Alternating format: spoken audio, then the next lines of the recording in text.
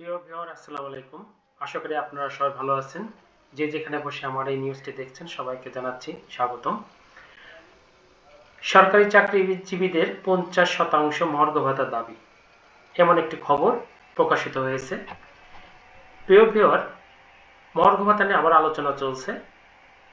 এটা আসলে সবার কাছে গ্রহণযোগ্য হয়নি বিধায় আবার চাচ্ছে যে নতুন করে আলোচনার মধ্য দিয়ে আবার নতুন করে মহার্ঘ ভাতা নির্ধারণ করা হোক। আসলে এটাতে মর্গ ভাতা বলছে না, সরকার বলছে বিশেষ প্রণোদনা।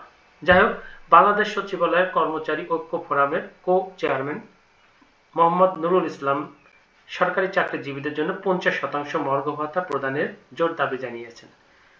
বুধবার 18 জুন সচিবালয়ের 6 নম্বর ভবনের নিচে চলমান আন্দোলন কর্মসূচিতে অংশ নিয়ে তিনি এই দাবি তোলেন। নুরুল ইসলাম বলেন, আমরা চাই আমাদের 50% মর্গ ভাতা দেওয়া হোক। আলোচনার নামে সরকার ঊর্ধ্বতন কর্মকর্তা বরাবর আস্থা ভঙ্গ করেছেন, আমাদের বিশ্বাস নষ্ট করেছেন। এখন সময় এসেছে দাবি আদায়ের জন্য আরো কঠোর অবস্থানে যাওয়ার। তিনি জানান, আগামীকাল অর্থাৎ আজ বৃহস্পতিবার সচিবালয়ের 4 নম্বর ভবনের সামনে আবারও বিক্ষোভ সমাবেশের আয়োজন করা হবে। আন্দোলন আরো বিস্তৃত করার জন্য অংশ হিসাবে দেশের 8টি বিভাগের সম্মেলনের প্রস্তুতি নেওয়া হয়েছে বলে তিনি জানান।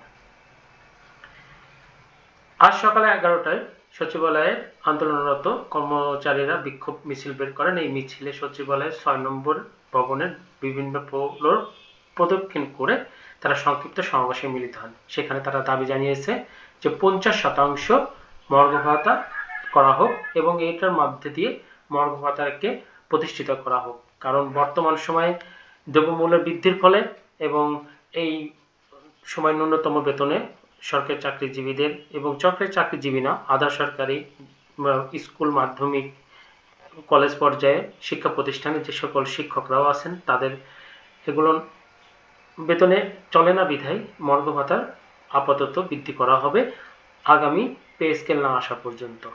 তো প্রিয় শিক্ষক মন্ডলী এবং ভিউয়ার যারা আছেন তারা খবরটি বুঝতে পারলেন।